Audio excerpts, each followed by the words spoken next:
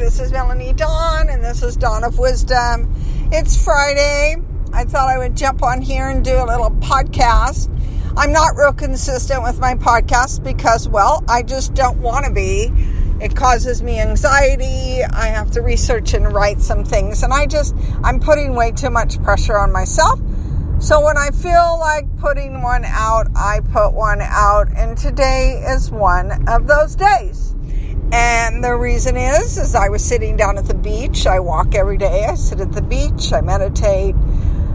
I just love it. So beautiful. Today there was a dolphin, and I don't know, it just takes my breath away. I wanted to talk about inner child work. I talk a lot about it. I think it's very, very important. I think is the number one way. I don't want to say technique, but I do believe it is the number one way to gain more peace and calm in your life. As hard as it is to go into that work, you come out the other side being a much more open-minded, aware person. I think it is very important to explore our little child. When we are small children is when we learn everything. We learn how to trust. We learn how to fear. We experience things in our life that form us. They make us who we are as adolescents, as adults. Going back and doing inner child work is essential to me. I think it's important to talk along with that about meditation. I happen to follow Michelle Chalfant. Find her on YouTube. She does guided meditations. She has tons of them. I've done the inner child meditation, and as long as I've been doing it, probably about 7 years, I still bawl my eyes out, but it's beautiful. I used to be so fearful. The meditation explores and introduces you to your inner child. At first, I've just seen the progression through my meditation. I've gone from where I couldn't go near my little child to now I can embrace her, hold hands, and we hang out. And as corny as that sounds, I believe it's the key to loving yourself and learning about yourself and why you behave and act and feel certain ways. It'll all go back to that inner child, you guys. Every single bit of it. I believe it strongly. I am seeing a therapist, as everybody knows, and this therapist I love her. She's willing to explore and do inner child work, and that's very, very important to me. Been in and out of therapy all my life, and I'm a shopper of a good connection with a therapist. And I have found one with this beautiful therapist, Jennifer. She's very prepared and willing to go with me into inner child work. I love doing it, but I have certain points where I have blockage, and she wants to explore that with me. It's always been kind of fearful for me, but I am willing at this time in my life to go past those blocks. And I think what it will do is increase everything else. Inner child work is frightening at first. I won't lie to you. It's scary to actually think that you can go and be with that inner child. But let's remember that the inner child is you. You know, we don't grow from a little child, adolescence, adult, and boom, everything just changes and goes away. It's not steps. It all goes with you. Everything goes with you. And when you begin to explore that inner child and to see, you become aware of, oh my gosh, this little thing, big thing, this trauma has really formed me. And we cannot ignore that, you guys. We cannot pretend like, oh, you're an adult, get over it. That is such an ignorant way of thinking. And I'm sorry if I'm offending anyone, but it is. It's not a mindful way of thinking. And then I want to tie in doing inner child work with meditation, sitting with ourselves. And I have a tendency to do like guided meditations, but I can also just do music and ascend and feel light. It's important to add that. And I know meditation is hard for a lot of people. It's very difficult for me. I'm all over the place. So what I have learned to do is to go with me and learn my way of meditation. I can sit on a bench and I can do 5 minutes, and all of a sudden I'm anxious and I'm nervous. So I will continue the meditation, but I'll get up and walk. I'll move. And that has worked for me. That has, I can now sit longer in meditation.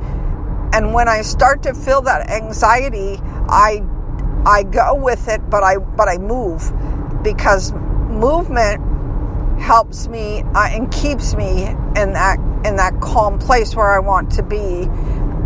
I am a big mover. I believe in moving. And if that's what you need to do to go into kind of a meditative state, then that's what you need to do. I think it's beautiful. Yeah, and it's a good way to start meditation, because what's the biggest block for meditation is I can't sit still long enough to do it. Well, you need to learn to sit still, because who can't sit still and not do something? We should be able to sit all within ourselves, within our soul, within ourselves, quiet for 5-10 fucking minutes. I want you all to think about that, without the TV on, without the radio on, without listening to a podcast. Believe me, I get that. But if we can't be totally alone with nothing, maybe soft music in the background, or somebody guiding you through a deep thought, and it's beautiful, and everyone can do it, and everyone should do it. I think we should be teaching our children to do it.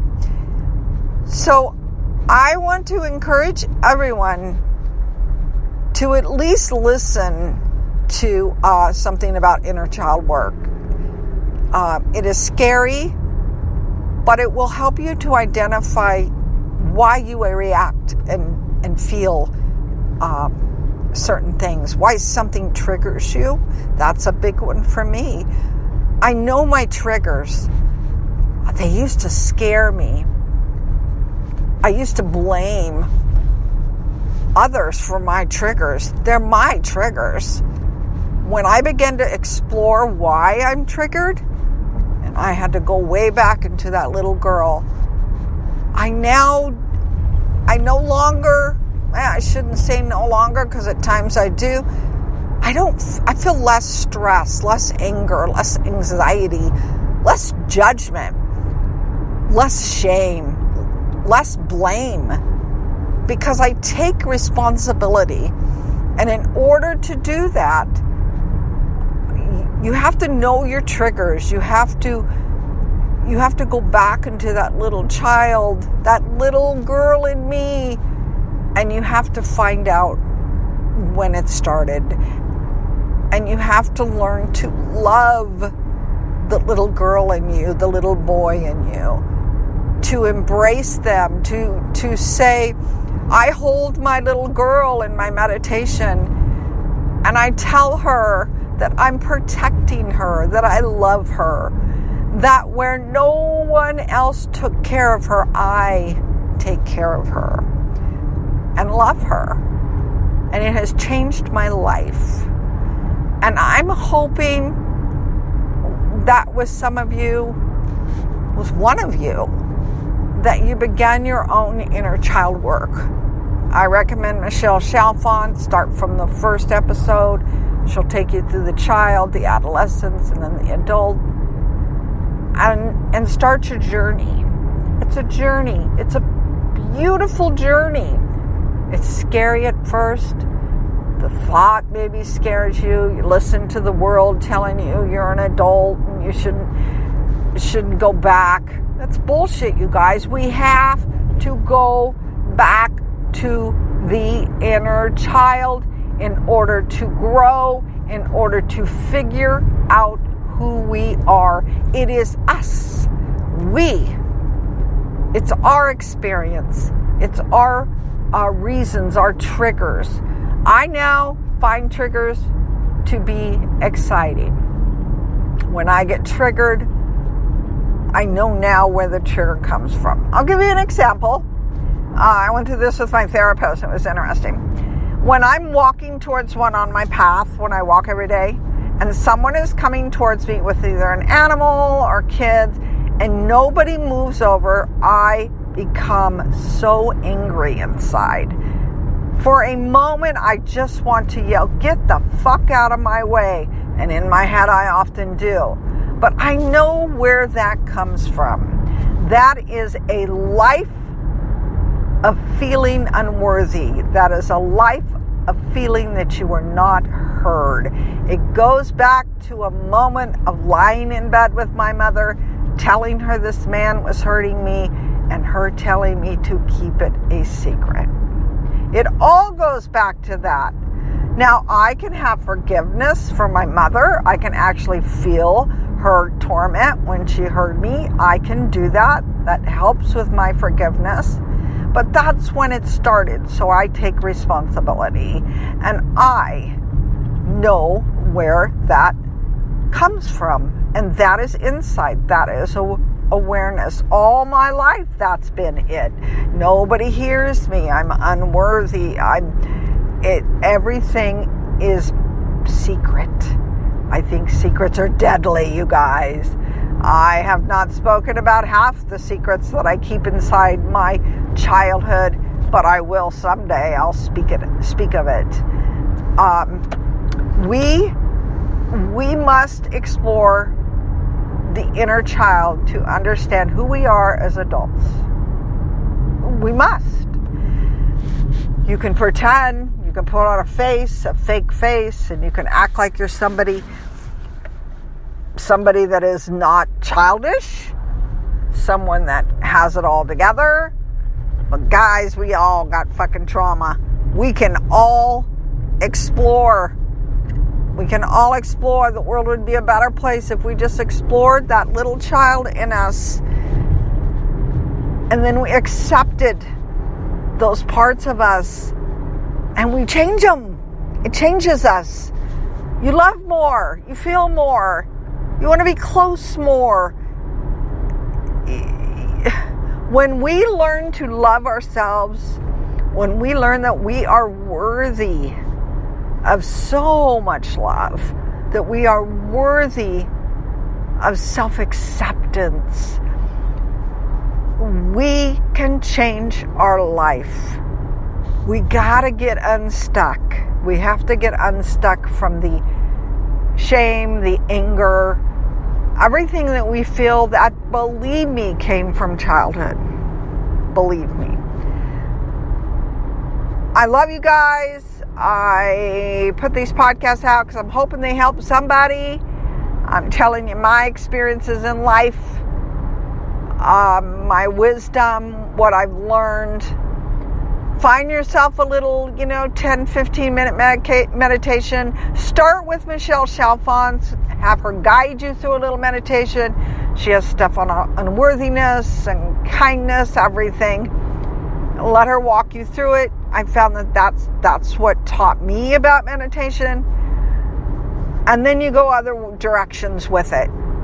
There's so many different kinds of meditations. And I don't know, sitting for 5 minutes and just being calm within yourself with light music, guys, that's a form of meditation. We can all do that.